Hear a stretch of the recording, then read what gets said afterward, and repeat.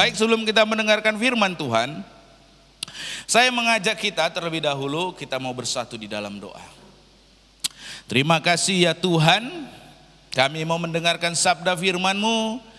Biarlah firman-Mu ini sungguh-sungguh kami dengar dan kami mau lakukan Tuhan. Firman yang kami percaya yang akan membuat perbedaan antara kami pengikut Kristus dengan orang yang di luar sana yang bukan pengikut Kristus. Berkati hamba-Mu, berkati seluruh umat-Mu yang mendengar. Di dalam nama Yesus kami berdoa. Amin. Bapak Ibu, tema kita di bulan April adalah one another atau satu sama lain. Di minggu yang pertama, temanya itu atau judulnya itu adalah tanda pengikut Kristus. Nah, saudara kalau dari judulnya saja tentu saudara mulai ada gambaran. Ini khotbahnya bakalan kemana. Tanda pengikut Kristus. The mark of a follower of Christ. Pengikut. Tanda pengikut Kristus. Kalau saudara melihat, kalau saudara suatu kali berjalan-jalan dan saudara melihat ada satu gedung, nah di gedung tersebut ada logo ini. Kira-kira apa yang ada di benak saudara? Ayam, fried chicken. Saudara, kalau saudara sedang berjalan, saudara lapar, ketemu tempat ini, saudara menemukan, oh di sana tempat makan yang enak. Kenapa? Lambang ini lambang apa saudara? KFC. Saudara bisa membayangkan bahwa yang di sana disediakan kerupuk jange? Enggak ya saudara, enggak akan mungkin di tempat kayak gini yang disediakan kerupuk jange. Apa yang disediakan? Ayam, fried chicken, Kentucky fried chicken. Oh, jadi kalau saudara lapar, saudara melihat suatu bangunan dengan logo yang seperti ini, sudah pasti di sana menyediakan makanan ayam, Kentucky fried chicken. Nah kalau saudara berjalan-jalan, saudara butuh ini beli sesuatu. Saudara kalau melihat logonya ini, apa yang ada dalam pikiran saudara?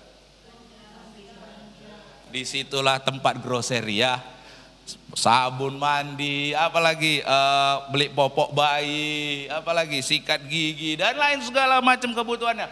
Kalau saudara ingin membeli sesuatu yang berhubungan dengan groseri tadi, kalau saudara melihat tempat ini, inilah tempat yang saya tuju. Nah tentu ada banyak lagi saudara, banyak logo-logo yang kalau saudara lihat, saudara udah langsung tahu ini apa. Kalau saudara lihat ada lambang gitu yang kayak merah, hijau, campur begitu lambang yang begini, yang biasa di SPBU, saudara sudah tahu, oh itu pom bensin Pertamina. Dan ada banyak lain yang lagi saudara. Nah logo ini mencerminkan atau mewakili suatu perusahaan. Kalau saudara di Alfamart nanti ketemu lambang Arnon Bakery dalam kemasannya, saudara tahu bahwa itu produk dari pabrik PT Deli Tebing Tinggi Jordan saudara.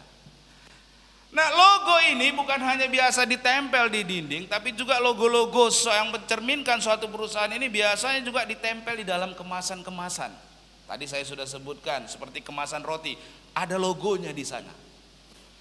Nah logo tersebut juga bukan hanya mewakili produsen atau perusahaan dari yang memiliki logo tersebut, tetapi setiap logo juga itu memiliki yang namanya suatu kualitas saudara.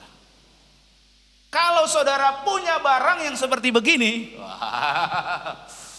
MacBook, iPhone, dan iPad, tentu semua orang tahu kalau ini barang yang berkualitasnya sangat tinggi. Apa ini saudara?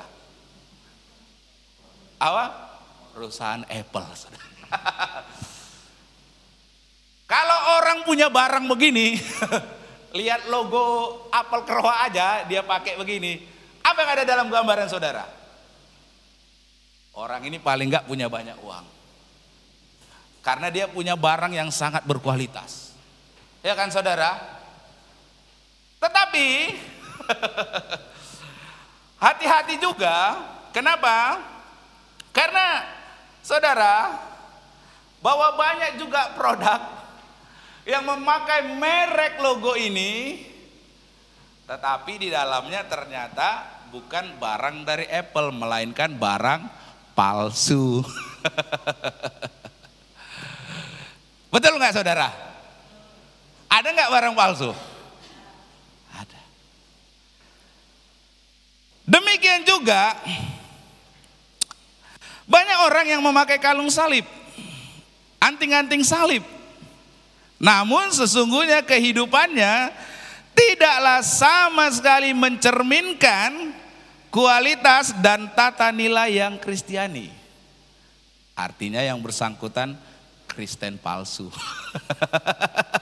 Saudara, kalau Apple yang asli, orang logonya itu memang tahu itu Apple asli, pasti berkualitas. Tetapi banyak juga pakai logo Apple, ternyata barangnya barang palsu. Demikian juga dengan orang Kristen. Kalungnya salib, anting-antingnya salib. Tapi benar nggak dia mencerminkan kualitas dari kehidupan pengikut Kristen? Kalau tadi barang palsu, jangan sampai ini menjadi Kristen palsu. Haleluya. Wah, mulai ketakutan ini yang pakai kalung logo salib ini mah. Ini bukan menyinggung saudara. Ini bukan menyinggung, berkata langsung saudara.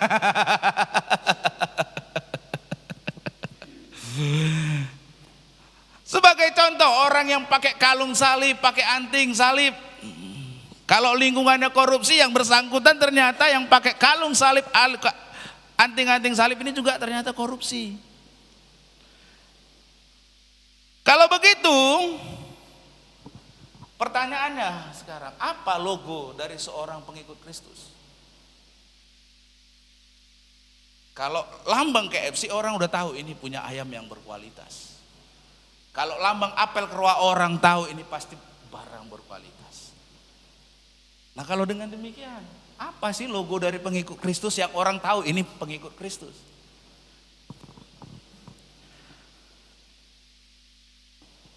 Apakah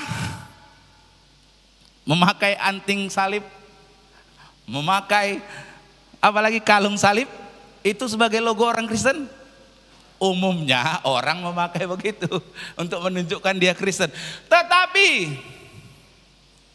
yang bersangkutan tidak mencerminkan nilai-nilai Kristen.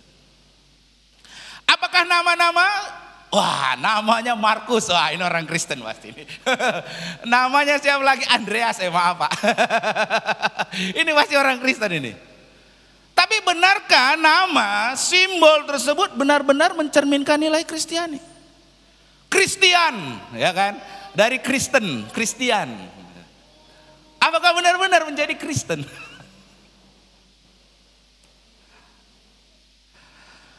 Nama Matius, temannya korupsi, yang bersangkutan juga korupsi. Namanya Lukas, temannya malas-malas kerja, yang bersangkutan lebih malas bekerja. Apakah itu tanda seorang pengikut Kristen? Apakah karena memakai anting, salib, memakai nama-nama seperti dalam Alkitab? Hati-hati. Kalau barang ada palsu, jangan sampai menjadi Kristen yang palsu. Pertanyaannya apa? Logo. Kalau saudara tadi melihat ini semua, saudara sudah kebayang dari logo tersebut apa yang ada di sana. Mewakili perusahaan tersebut yang kemudian mewakili kualitas dari logo tersebut. Apa logo dari seorang pengikut Kristen? Apakah kalung salib, anting salib? Apakah hanya sekedar nama? Apa logo dari seorang pengikut Kristus? Apa tandanya? Apa simbolnya? Apa lambangnya seorang yang menjadi pengikut Kristus? Di dalam Yohanes pasal yang 11 ayat 35, Tuhan Yesus memberitahu para muridnya tentang apakah simbol atau tanda bahwa seorang disebut sebagai pengikut atau muridnya. Saya mengajak kita membaca Yohanes pasal yang ke-13, ayat yang 33 sampai dengan ayat yang ke-35. Kita baca dari ayat yang ke-33 dulu. Saya mengajak kita semua bangkit berdiri.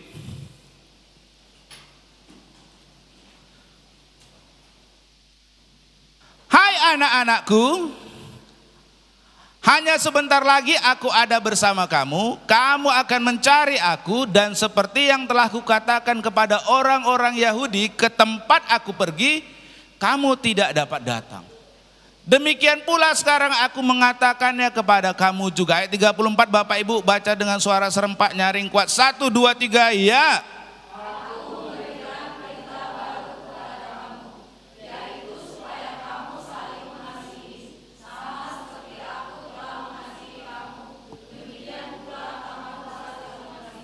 Ayat 35, 1, 2, 3, ya. Dengan demikian semua orang akan tahu bahwa kamu adalah murid-muridku jikalau kamu saling mengasihi. Silakan duduk Bapak Ibu saudara-saudari. Ini kata-kata yang Tuhan Yesus ucapkan saat ia melaksanakan perjamuan terakhir dengan para muridnya. Sebentar lagi Tuhan Yesus itu akan ditangkap, diadili, ya, dianiaya dan disalibkan.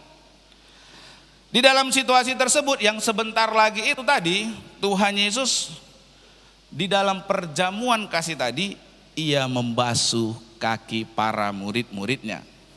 Tentang hal tersebut dicatat di dalam Yohanes pasal 13 ayat yang pertama sampai dengan ayat yang ke-20. Lalu Tuhan Yesus bersama dengan para muridnya makan roti yang tidak beragi seperti kebiasaan di pada hari Paskah. Itu yang dicatat di ayat yang 20 sampai ayat yang ke-30. Nah, sesudah melaksanakan itu semua, Tuhan Yesus mulai mengajar kepada para muridnya tentang masa depan. Masa depan yang akan dihadapi oleh para muridnya, bahwa Tuhan Yesus itu tidak akan lagi bersama-sama dengan mereka secara jasmania seperti yang sebelumnya Tuhan bersama dengan mereka selama 3,5 tahun. Itu yang Tuhan sampaikan tadi di ayat yang ke-33 tadi. Ya. Nah, selanjutnya di dalam Yohanes pasal yang ke-14 di ayat 15 sampai 26, Tuhan Yesus juga menjelaskan kalau dia pergi bukan berarti ia meninggalkan para muridnya sebagai yatim piatu. Di ayat-ayat ini Tuhan Yesus berkata bahwa ia akan meminta kepada Allah Bapa untuk mengutus Roh Kudus untuk menyertai para murid. Menyertai mereka untuk apa? Antara lain yaitu agar mereka dapat menjadi para saksinya. Hal ini Tuhan Yesus utarakan sebelum Tuhan Yesus naik ke surga. Dan dicatat dalam Kisah Para Rasul pasal yang pertama ayat yang ke-8. Dan dengan demikian Tuhan Yesus mengutarakan, ya, bahwa ia meninggalkan kita para pengikutnya di dunia ini bukanlah suatu tanpa tujuan. Bukanlah suatu tanpa tujuan. Singkat kata, keberadaan kita di dunia ini bukan tanpa tugas, Bapak Ibu saudara-saudari.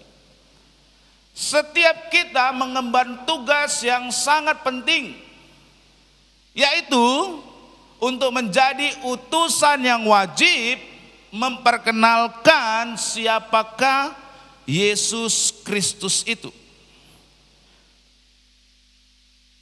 Apa tanda? Apa simbol orang mengenal kita sebagai pengikut Kristus? Orang hanya akan mengenal siapa Kristus yang sesungguhnya apabila kita sungguh-sungguh hidup sebagai murid-muridnya. Kembali lagi, apakah logo dari pengikut atau murid Kristus? Bagaimana orang dapat mengenal siapa kita sebagai murid-murid Kristus? Kalau KFC tadi orang sudah tahu itu KFC. Kalau Irian orang sudah tahu itu Irian. Kalau lambang apel kera orang sudah tahu itu Apple. Pengikut Kristus apa tandanya? Apa lambangnya? Apa simbolnya? Apa pertandanya? Sehingga orang, oh ini pengikut Kristus. Sekali lagi, pengikut Kristus bukan hanya saudara taruh stiker di kereta, salib. Taruh stiker di mobil, salib. Taruh di rumah, salib. Bukan, saudara. Bukan hanya sekedar nama Matius, Markus, Lukas, Yohanes, siapa lagi saudara? Nama-nama Alkitab. Bukan. Bukan juga kalau sebentar-sebentar, oh puji Tuhan, haleluya, oh ini orang Kristen ini. Bukan saudara, banyak orang ngomong puji Tuhan, haleluya, korupsi juga saudara. Banyak orang ngomong puji Tuhan, haleluya, maling saudara.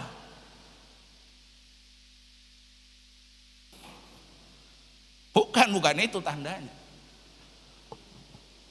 Jadi apakah penanda, simbol logo tanda yang orang tahu ini pengikut Kristus? Di ayat 35 tadi Tuhan Yesus utarakan, semua orang akan tahu bahwa kamu adalah murid-muridku. Apa katanya Bapak Ibu? Jikalau kamu saling mengasihi. Di sini dengan tegas Tuhan Yesus berkata, semua orang akan tahu kalau orang yang saat itu bersama dengan dirinya, para pengikutnya atau murid-muridnya, kalau mereka saling mengasihi. Bukan orang akan tahu engkau pengikut Kristus kalau hanya sekedar pakai kalung salib, anting-anting salib.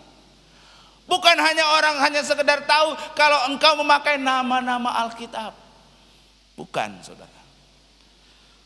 Jikalau kamu saling mengasihi, artinya kasih adalah tanda dari pengikut.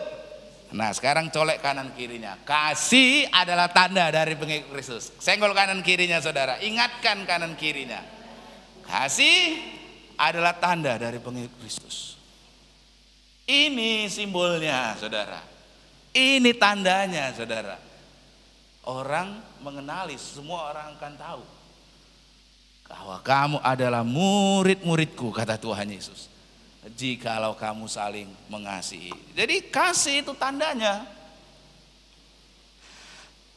Tentang hal ini sangat penting sekali, sehingga di ayat 34 sampai 35 yang sudah kita baca, sampai 3 kali Tuhan Yesus mengucapkan kata saling mengasihi. Perhatikan di ayat 34 sampai 35. Aku memberitakan berita baru kepada kamu, yaitu apa? Supaya kamu saling mengasihi. Sama seperti aku telah mengasihi kamu, demikian pula kamu harus saling mengasihi. 2 kali. Ayat 35. Dengan demikian semua orang akan tahu bahwa kamu adalah murid-muridku jikalau kamu saling. 3 kali Tuhan ingatkan. Itu artinya bukan hanya sekedar sambil lewat Bapak Ibu. Sama seperti orang ibu bilang, nah ambilkan itu. Gak didengar sama anaknya. Nah ambilkan itu. Nah ambilkan itu. Nah, itu berarti penting mamanya nyuruh. Betul? Sampai 3 kali. Nah di ayat 34 sampai 35 ini 3 kali Tuhan Yesus ulangi. Saling mengasihi. Saling mengasihi. Saling mengasihi. Itu artinya penting. Yang diulang itu berarti penting, saudara. Sampai 3 kali diulang. Ini merupakan perintah dan syarat yang sama sekali tidak boleh kita abaikan. Ini artinya serius, saudara. Serius. Tuhan Yesus ngomong sampai 3 kali itu artinya serius, saudara. Sama seperti kalau kita mengkata berulang-ulang, itu berarti serius. Jadi Sekarang kita sudah tahu, kasih itulah tanda, kasih itulah simbol, kasih itulah penanda bahwa seorang adalah pengikut Kristus. Nah pertanyaannya, apakah semua kasih merupakan petanda atau penanda dari pengikut Kristus? Tentu saja bukan. Lalu kasih yang bagaimana yang merupakan pertanda bahwa seorang itu adalah benar-benar pengikut Kristus? Apa sih tandanya kasih yang bagaimana? Yang benar-benar pengikut Kristus. Bahwa kasih inilah Bapak Ibu Saudara-saudari yang merupakan pertanda bahwa seorang adalah benar-benar pengikut Kristus. Inilah kasih yang akan merupakan logo dari pengikut Kristus, yaitu kasih yang Tuhan Yesus utarakan di ayat 34 tadi.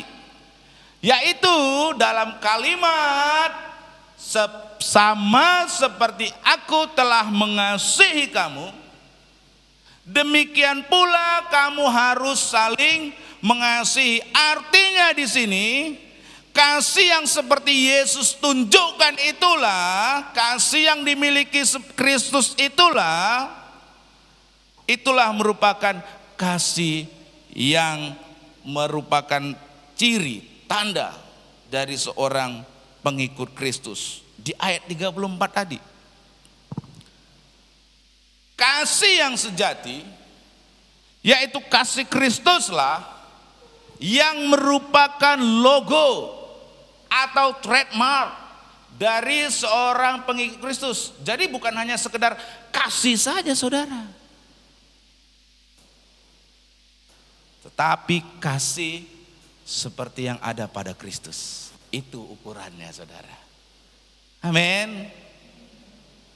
Di ayat 34 tadi, sama seperti aku telah mengasihi kamu, demikian pula kamu harus saling mengasihi. Artinya kasih yang ada pada Kristus itu. Jadi bukan semua kasih itu merupakan pengikut Kristus. Tidak saudara, nanti kita akan pelajari. Ya. Kasih itu kasih sejati yang bagaimana dengan demikian?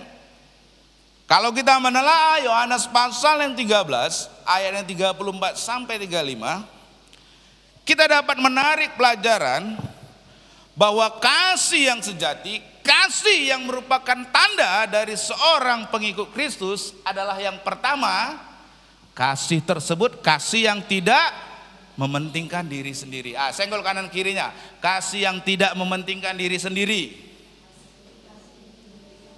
Ini kasih yang sejati yang Tuhan Yesus contohkan. Saya ulangi tadi, tidak semua kasih merupakan kasih yang sejati. Jadi ukuran kasihnya itu kasih yang ada pada Kristus. Apa itu? Kasih yang tidak mementingkan diri sendiri.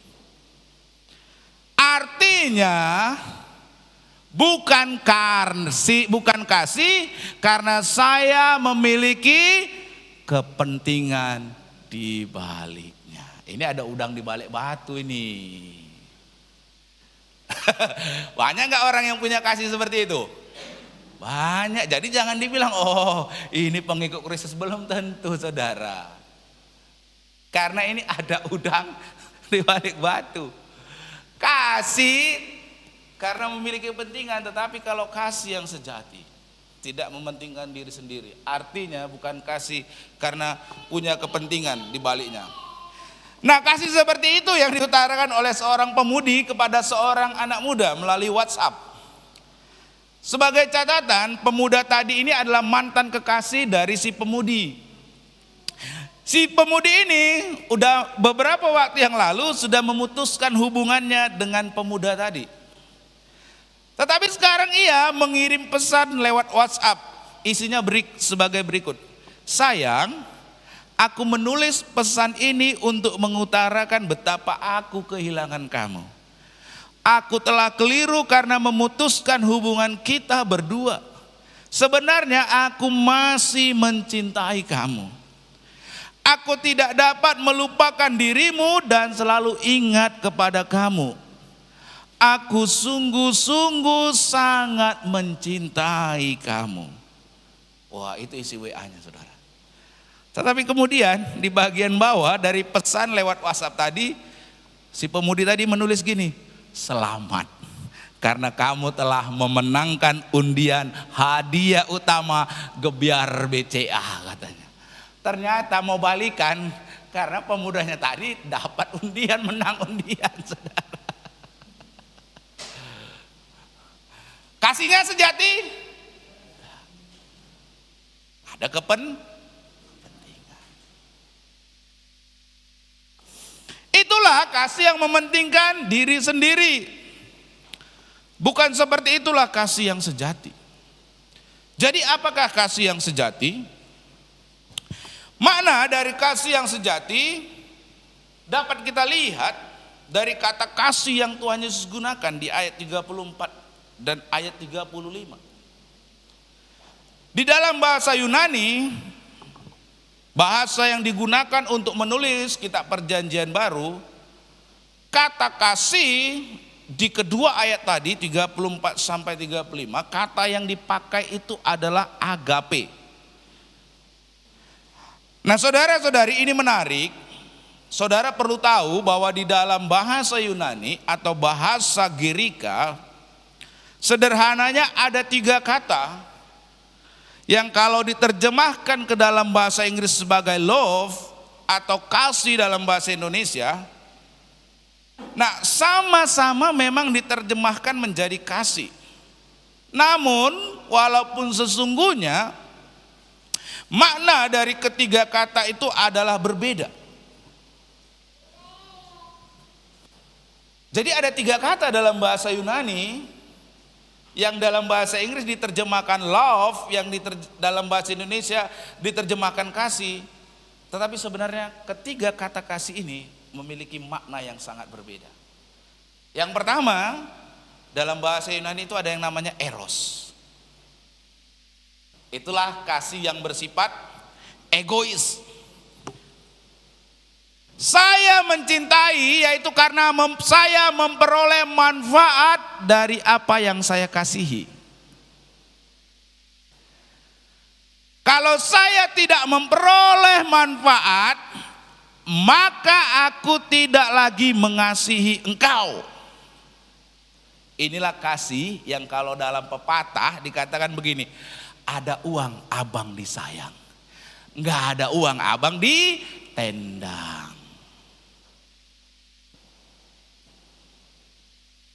Ada uangnya, pulang bawa uang. Oh, baik kali suamiku ini. Makin cintaku sama suamiku ini. Pulang suaminya nggak bawa uang, hanya modal capek. Kemana aja kau? Apa yang kau kerjain? Gak ada gunanya lagi kau hidup. Wah, siapa yang di sini begitu? Haleluya, ada? Bilang nggak ada, ada Pak. Saya pernah, jangan bilang nggak ada. Kita normal lah. Benar tidak Bapak Ibu? Seringkali begitu bukan? Kasih kita yang eros, yang bersifat mementingkan diri sendiri, betul? Sehingga ada pepatah juga, habis manis sepah dibuang. Waktu kaya sayang banget, begitu jatuh miskin ceraikan saja. Waktu masih kaya sayangnya itu bertambah-tambah saudara. Begitu sudah miskin hilang sayangnya. Ini itu eros bahasa Yunaninya. Terjemahkan kasih, terjemahkan love. Tapi dia punya makna yang berbeda. Kasihnya itu bersifat egois. Nah, kata yang kedua dalam bahasa Yunani yang juga diterjemahkan sebagai kasih atau love dalam bahasa Inggris adalah phileo.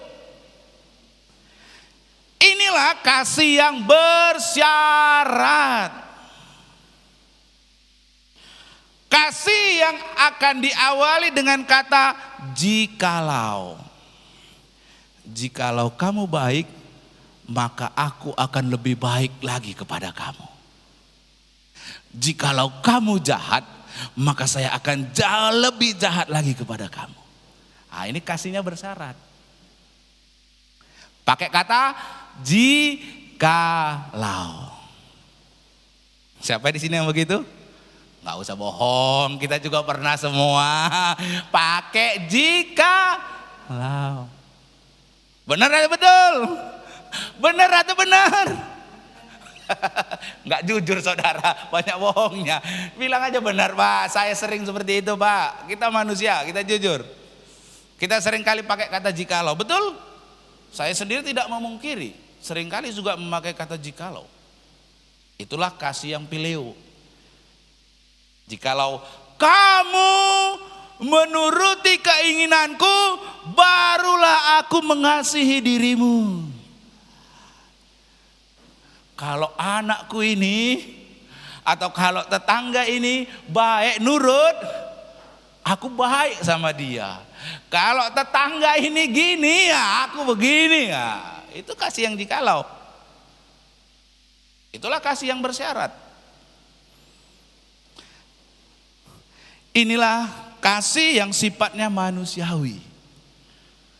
Dan yang banyak, dan saya yakin, nggak duga lagi, saya yakin saudara kita semua, saya juga tidak memungkiri, seringkali ada dalam kehidupan kita sebagai seorang pengikut Kristus. Betul?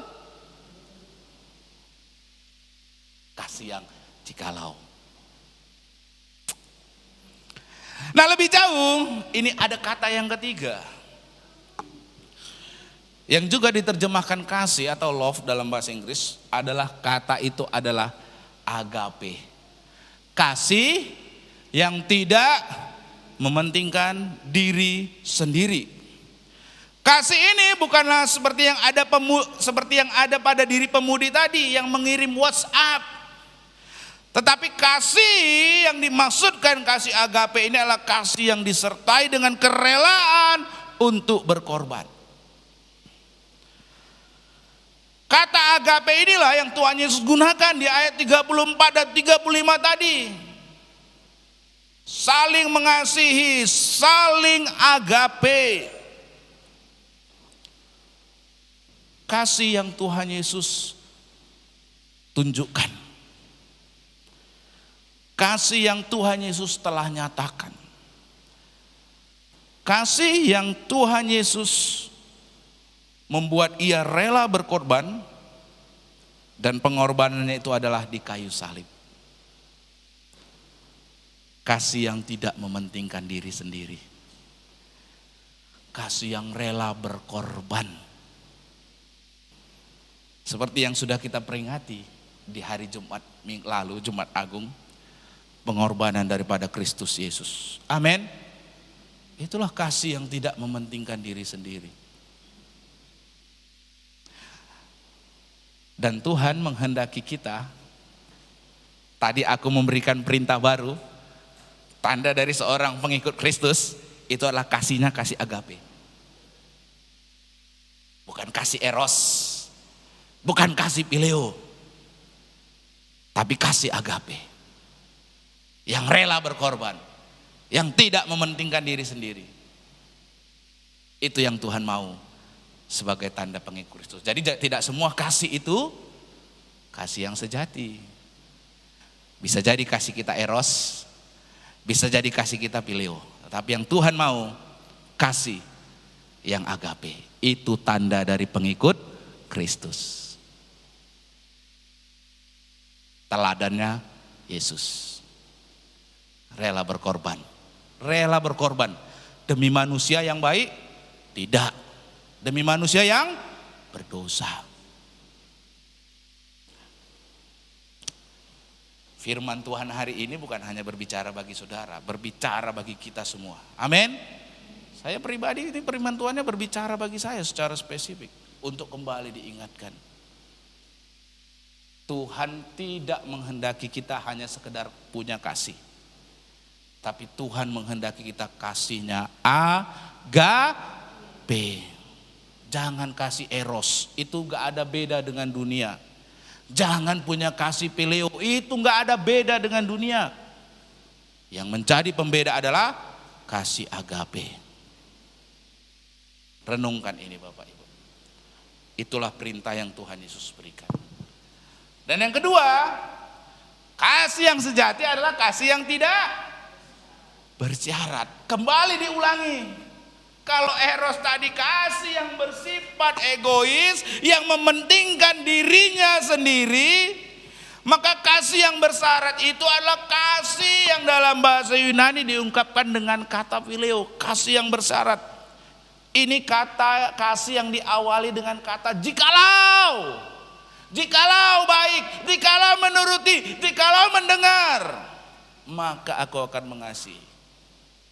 Itu kasih yang bersyarat.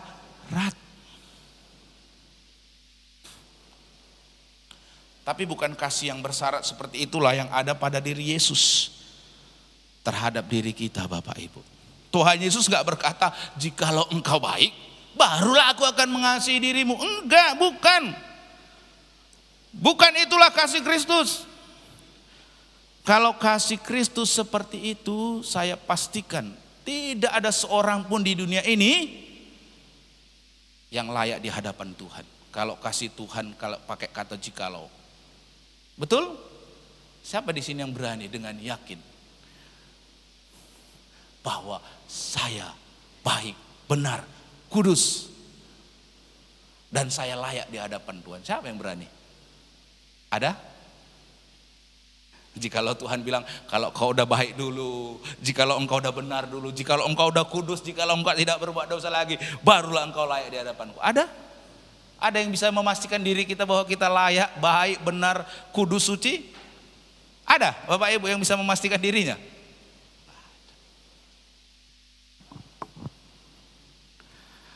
Kalau kata Roma, tidak ada seorang pun yang benar, tidak seorang pun. Semua manusia telah berbuat dosa dan telah kehilangan kemuliaan Allah. Tetapi syukurnya kasih Kristus bukanlah kasih yang bersyarat. Karena saya yakin sekali gak ada satu orang pun di antara kita yang bisa memenuhi syarat itu. Karena itu dalam Roma pasal 5 ayat 8 dikatakan begini, ketika kita masih berdosa, Kristus telah mati, bukan karena Anda benar Kristus mati. Bukan karena Anda layak makanya Kristus mati. Karena Anda berdosa. Ketika kita masih berdosa, Kristus telah mati untuk kita. Bukan karena ketika kita sudah baik, barulah Kristus mengasihi dan berkorban bagi kita. Enggak, saudara. Tidak. Bukan. Tetapi kasih Kristus adalah kasih yang tidak bersyarat. Yaitu kasih yang menerima diri kita dengan apa adanya. Itulah kasih agape. Yang Tuhan utarakan di dalam Yohanes pasal yang 13 ayat 34 sampai 35. Ini saya terus terang saja saudara. Ini makanya saya itu selalu bersyukur ya sama Tuhan. Kadang-kadang Tuhan tuh kasih dulu satu peristiwa. Baru habis itu ditegur lewat firman-Nya. Iya, saudara. Jadi makin melekat di benak. Oh iya. Ibu Justinov, ini kesaksian sedikit. Bu Justinov itu banyak pengikutnya di warung itu. Mama Al kayaknya pernah kalau di warung mungkin tahu. Setiap siang ada orang gila yang selalu datang minta makan. Banyak pengikutnya Bu Justinov. Adalah nenek-nenek beruban, setiap datang minta uang. Setiap hari saudara, ini kita pernah kerja di tempat tante. Ada gak yang datang setiap siang makan? Setiap siang datang, jam 12, jam 1 pasti ada tuh.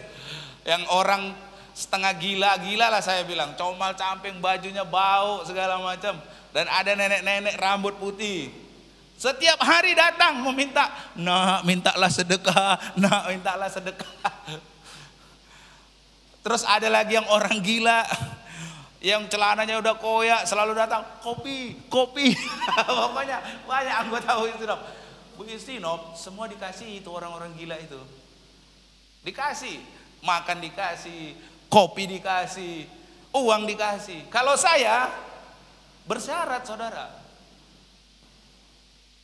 Kalau yang jam 12 tadi yang orang gila itu, dia harus mandi dulu. Dia harus bersih dulu. Yang kemudian kalau dia nurut, nggak buang-buang makanan, baru saya bilang kasih makan. Kalau Ibu Sinop enggak. Sampai saudara, tetangga sebelah kami ada yang tua-tua, dia bawa Alkitab loh. Nang katanya, ini firman Tuhan bilang, jikalau seorang tidak bekerja, janganlah ia makan. Jangan dikasih makan, Nang, katanya. Sampai bawa Alkitab dia. Sampai ada orang ibu-ibu di tebing tinggi, dia pegiat apa sih yang untuk anak-anak itu ya, saya lupa namanya, yang untuk pembela komisi anak-anak itu, bertanya juga sama Ibu Istinop, Nang, kenapa sih kok dikasih makan orang-orang itu semua gitu? Yang itu pun masih adanya keluarganya walaupun dia gila-gila. Bu Istinop bilang, karena kasih saja saya kasih mereka makan, karena kasih saja saya kasih mereka uang. Saya setelah firman ini, iya ya Tuhan, kasih saya bersyarat. Bu Istinop kasihnya nggak bersyarat dia. Orang gila, orang yang seperti itu ditolong, dikasih terus. Saya udah geram, besok-besok kau buang makanan, nggak boleh kau lagi makan ya. Saya bilang, kau jangan makan lagi, saya bilang. Tapi Bu Istinop kasih dia. Walaupun saya larang, jangan dibuang, tetap dia kasih. Nah ini ada orangnya, saya sampai berdebat sama Bu Istinop, jangan lagi kasih makan, jangan lagi. Tapi Ibu Istinop, dan saya merenungkan firman ini, oh iya berarti kasih saya kasih manusiawi. Kasih yang bersyarat. Kalau yang ibu-ibu uban, dia datang minta sedekah setiap hari. Setiap hari minta sedekah, setiap hari saudara. Nggak ada absen, tanya ini Bu Istinop, ini Bitan yang pernah. Setiap hari. Nah ini orang muslim dia, tapi suka minta sedekah. Nah mintalah sedekah, kalau saya belum ada laku Bu, nanti dulu kalau udah ada laku gitu. Tapi kalau Bu Istinop ada 1.000, nah doakan, makasih ya nak, makasih ya, lancar rezeki, lancarin segala macam. Dan di sini saya belajar saudara, kasih yang tak bersyarat tadi saudara. Kalau saya banyak persyaratannya, saya manusiawi. Makanya saya bilang tadi, firman Tuhannya saya ditegur. Saya ditegur, makanya saya bilang bukan hanya saudara, saya kasihnya bersyarat, ini, itu dan sebagainya. Tapi Ibu Istinop tidak. Sampai ibu-ibu yang tadi yang komisi anak-anak, ya udahlah Nang, kalau udah kasih nggak ada lagi yang bisa dijawab apapun katanya. Kalau karena kasihnya itu saudara, kasih yang mau menerima saudara. Kalau saya dari jauh aja ada baunya luar biasa, udah pinggir, jangan di depan situ. Kan orang gila nggak pernah mandi, pakainya comal camping, nggak pakai bajunya koyak, bajunya nggak tahu seminggu ganti apa enggak, udah minggir. Sama Bu Istinop, mau apa? Mau makan, dikasih makan. Mau apa? Kopi, dikebatin kopi. Ah inilah memang. Kalau Bu Istinop memang luar biasa lah kalau kasihnya itu. Jadi, makanya tadi saya bilang peristiwa-peristiwa dilewati, baru saya, oh iya ya. Makanya firman Tuhan hari ini kan menegur saya, saya bilang, kasih saya kasih yang bersyarat. Dan saya yakin juga, makanya tadi saya bilang, saya tidak menduga tapi saya yakin. Kasih kita banyak kasih yang bersyarat. Tetapi kita perlu adalah kasih agape. Amin. Kasih yang tidak mementingkan diri sendiri dan kasih yang tidak bersyarat. Nah kasih seperti ini yang ditunjukkan oleh seorang atlet sepak bola terkenal di Indonesia, yaitu almarhum Roni Patinasarani.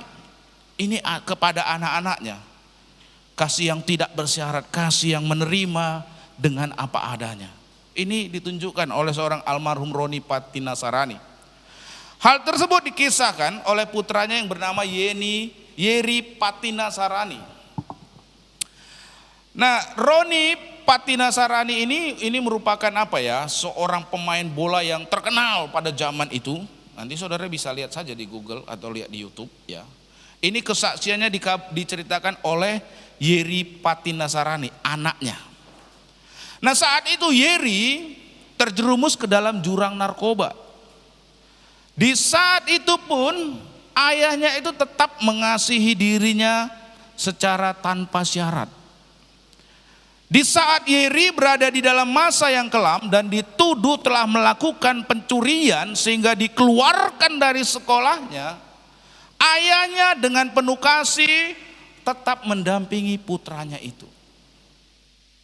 Ayahnya yang adalah seorang bintang sepak bola dan yang biasa menerima sorak-sorai pujian dari ribuan penonton yang memenuhi stadion, di saat itu dipermalukan karena sorak-sorai hinaan daripada siswa-siswi di tempat Yeri bersekolah. Tapi di dalam kasihnya, ayahnya ini tetap menerima dirinya. Kasih tanpa syarat itulah yang kemudian membangkitkan tekad dalam diri Yeri Patinasarani untuk melepaskan diri dari ikatan narkoba. Dan sekarang yang bersangkutan menjadi pendeta. Ini kita tonton video kesaksiannya. Memang dulu maling, cuma udah ada yang maling duluan. Aku yang di pasar rame-rame gitu. Akhirnya di sekolah panggil lah, papa datang. Begitu di tengah lapangan diteriakin kita maling gitu. Wah, itu Gelora Bung Karno teriakin bapak saya hebat. Wah, itu udah kita sering. Nah, ini kebalikannya gitu. Apa diteriakin maling gitu. Diteriakin maling, wah saya udah ngintip nih, waduh matanya udah berkaca-kaca nih, malu dia. Tahu-tahu di tengah teriakan dia rangkul saya. Terus dia bilang gini, ingat ya Ri, kamu bukan maling, kamu tuh anaknya papa. Angkat muka kamu. Terus saya ingat, terus dia bilang jalan lagi. Wah, itu kita berlinangan air mata jalan. Akhirnya saya dikeluarkan dengan tidak hormat. Lalu di depan pintu gerbang papa saya bilang, apapun yang terjadi kamu tetap anaknya papa. Nah, rasa penerimaan, rasa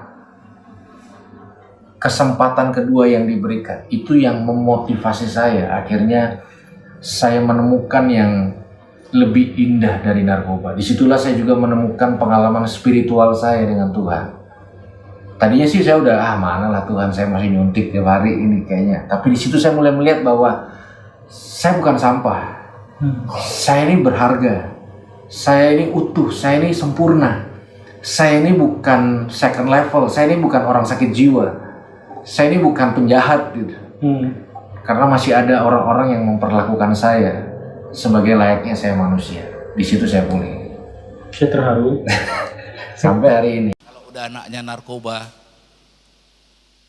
anaknya melakukan hal yang jahat di sekolah, apa perkataannya? Kau bukanlah anakku lagi biasanya. Kau udah buat malu, kau bukan anakku lagi, pergilah engkau, atau perkataan yang lain. Tetapi ayah Roni Patinasarani, walaupun saat itu dia seorang pemain sepak bola yang terkenal, yang biasa dapat pujian, hari itu dapat sorak-sorai bilang maling. Tapi dia bilang apa? Apapun yang terjadi, kau tetap anakku. Ayahnya yang menerima tanpa syarat itu akhirnya memotivasi anaknya, si Yeri tadi. Ternyata aku ini berharga. Ternyata aku tidak seperti begini. Itu yang membangkit. Nah itu saudara, kasih yang tanpa syarat. Saya jujur saja waktu dengar kesaksian ini saya nangis. Ya seringkali saya mengasihi orang dengan syarat. Betul? Betul tidak? Bahkan seorang ibu juga seringkali pakai syarat untuk anak-anaknya, betul? Hari ini firman Tuhan menegur kita, amin. Untuk memiliki kasih yang agape, kasih yang tak bersyarat. Kasih ini juga yang ada pada diri Tuhan Yesus. Dan inilah yang harus menjadi tanda juga dari kita para pengikutnya. Kasih yang tidak mementingkan diri sendiri, kasih yang tidak bersyarat. Dan yang sekarang, yang ketiga. Jadi saudara harus ingat, tidak semua kasih adalah kasih yang sejati. Amin. Kasih yang sejati itu adalah yang pertama, tidak mementingkan diri sendiri, tidak egois, ada udang di balik batu. Dan yang kedua, bukanlah kasih yang bersyarat. Kasih yang sejati itu kasih yang tidak bersyarat, bukan kata pakai jikalau. Amin. Yang ketiga, kasih yang diwujudkan dalam tindakan. Kasih yang sejati yaitu kasih yang diteladankan oleh Tuhan Yesus dan yang merupakan pertanda dari pengikut Kristus adalah kasih yang diwujudkan dalam tindakan. Artinya bukan kasih yang hanya dalam bentuk kata-kata. Amin. Namun kasih yang diwujudkan dalam perilaku dan perbuatan. Hal ini dikatakan Tuhan Yesus di ayat 35 tadi dengan berkata, dengan demikian semua orang akan tahu bahwa kamu adalah murid-muridku jikalau kamu saling perhatikan. Perasa semua orang akan tahu di kalimat ini. Potongan kalimat ini menunjukkan bahwa kasih di antara sesama pengikut Kristus itu dapat dilihat. Amin. Atau disaksikan oleh semua orang. Bagaimana orang tahu? Bagaimana orang tahu bahwa engkau mengasihi? Dari mana saudara? Enggak ada yang jawab. Dari mana saudara? Bukan dari kata-kata kan? Bagaimana orang tahu bahwa engkau adalah orang yang penuh dengan kasih? Dari tindakannya. Itu artinya bisa dilihat, bisa disaksikan. Kasih bukan sekedar perasaan dan bukan hanya sekedar kata-kata kosong. Tetapi kasih diwujudkan di dalam tindakan, dalam perbuatan, sehingga semua orang dapat melihat serta mengetahuinya. Ya seperti yang saya contoh bilang tadi, Bu Istinop, orang tahu dia kasih. Kenapa? Orang gila dikasihnya makan semua. Sampai banyak antrian. Saya kadang-kadang bingung, yang beli nggak ada, yang lebih banyak orang gila yang datang makan. Saya godain kadang-kadang, Mi, kok yang lebih banyak pasukanmu yang datang hari ini daripada yang beli. Tapi orang lingkungan situ sudah tahu semua, ibu itu baik sekali tuh. Kan berarti dapat dilihat, disaksikan.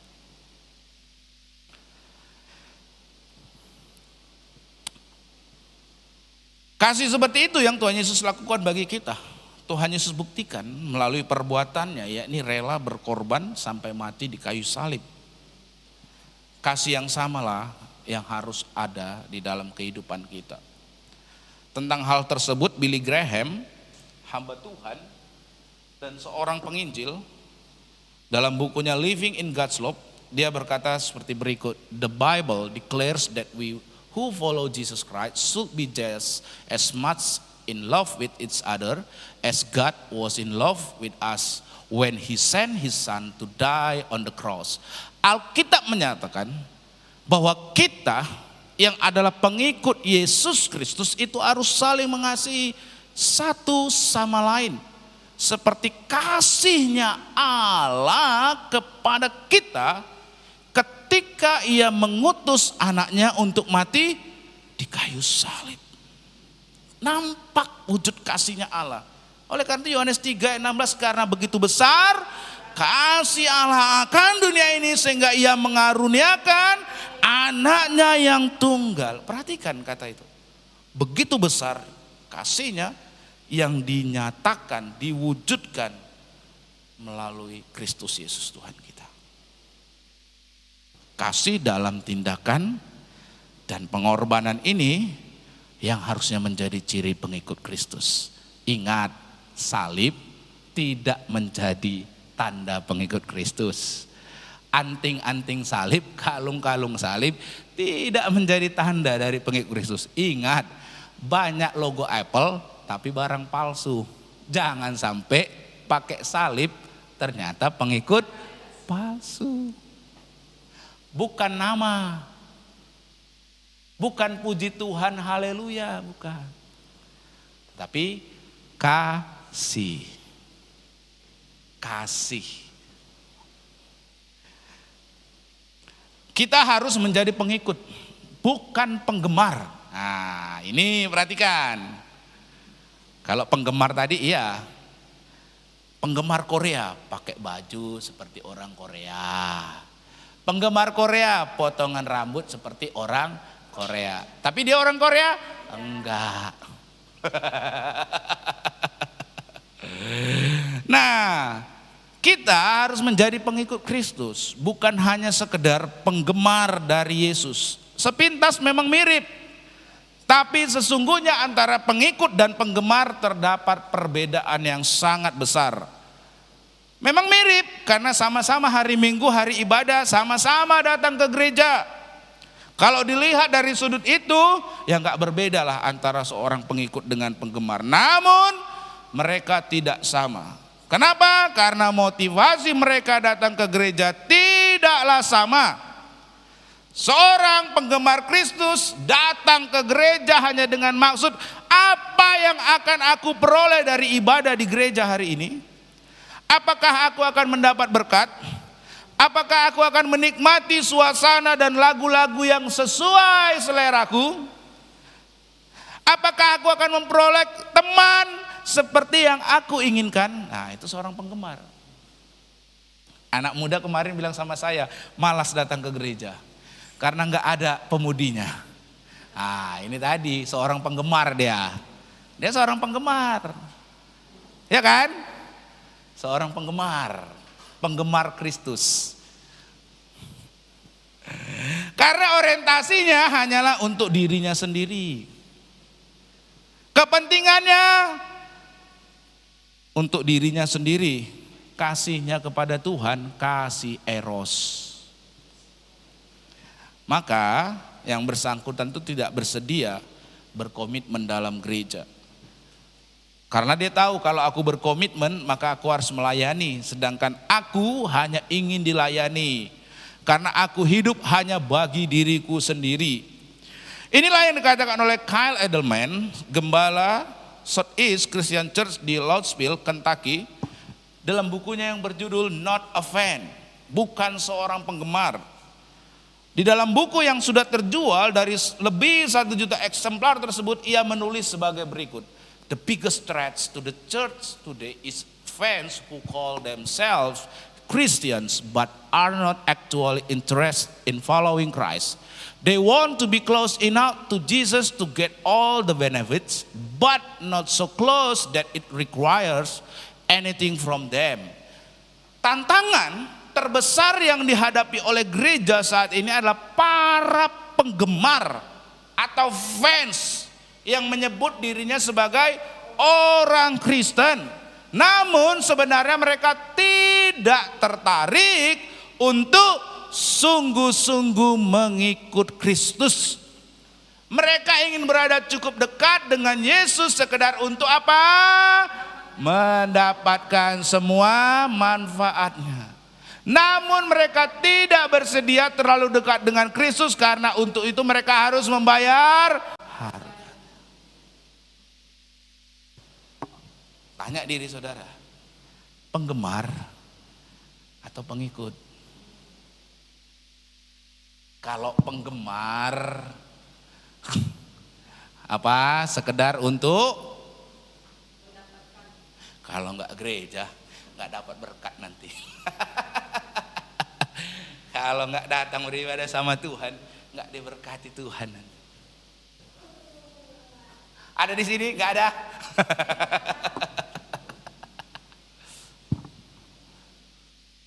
Karena kalau orang udah menjadi pengikut bukan penggemar, apa dia bilang? Harus membayar. Kasih yang tidak mementingkan diri sendiri, itu bayar harga. Kasih yang tidak bersyarat itu bayar harga. Karena kasih kita selama ini adalah kasih yang eros, kasih yang jikalau. Kalau udah dijahati, mau balik mengasihi,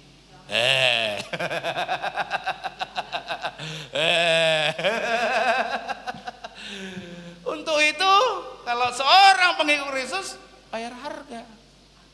Dan itu tidak mudah. Tapi kalau seorang penggemar yang manfaatnya yang enak-enak saja. Haleluya. Haleluya. Pertanyaan terakhir. Adakah orang melihat dalam diri kita bahwa kita adalah seorang pengikut Kristus yang sejati? Bukan sebentar-sebentar puji Tuhan, haleluya, nama Alkitab pakai kalung salib. Atau orang lihat karena kasih? Karena seorang pengikut Kristus yang sejati bukan karena kalung salib, bukan karena namanya sesuai Alkitab, bukan juga karena sebentar-sebentar puji Tuhan, haleluya. Tetapi apa yang menjadi tandanya? Kasih. Bukan semua kasih. Ya kan? Kalau kasih yang jikalau, semua di dunia ini juga punya, betul? Bukan hanya Anda orang Kristen yang punya, semua orang di dunia ini. Kalau kasih yang bersyarat, phileo, jikalau, semua. Kalau kasih yang eros, semua di dunia ini juga orang punya. Ku baik-baiki dia, biar besok baikin aku dia. Semua. Tidak semua kasih sebagai tanda pengikut Kristus yang sejati. Amin. Hanya kasih yang agape. Haleluya.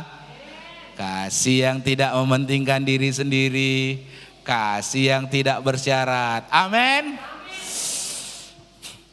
Haleluya. Nah, saya harap kita semua menjadi pengikut Kristus, bukan hanya sekedar penggemar, seorang pengikut yang logonya, yang tandanya itu adalah kasih. Nah, saya diberkati oleh firman Tuhan ini dan saya harap kita juga terus terang firman Tuhan hari ini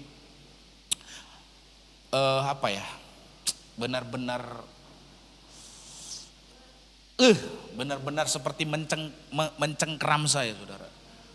Saya itu udah, ini saya sedikit aja penutup sedikit lagi, gak ada jam saya pula ya. Saya itu dalam beberapa waktu kemarin tuh agak sedikit mangkel. Ada satu jemaat yang gak pernah beribadah, Jumat Agung gak ibadah, Paskah juga gak ibadah. Saudara bayangkanlah orang Kristen atau apanya itu. Natal juga gak ada. Pertanyaan saya itu orang Kristen atau bukan sih? Kalau saudara jawabnya apa saudara? Tetapi firman Tuhan hari ini menegur saya Bapak Ibu. Makanya tadi saya bilang firman Tuhan hari ini menegur. Saya itu kembali diingatkan. Kalau kasihmu kasih yang eros, gak ada beda sama dunia ini. Kalau kasihmu yang kasih jikalau, gak ada beda sama dunia ini. Kalau kasihmu kasih yang agape, yang tidak mementingkan sendiri, yang tidak egois, dan yang tidak bersyarat. Itulah kasih yang berbeda, itulah kasih dari pengikut Kristus. Oleh karena saya mengambil kesimpulan, kalau kasih phileo adalah kasih yang jikalau, kasih yang agape adalah kasih yang walaupun. Kalau yang jikalau ia baik, aku akan mengasihi.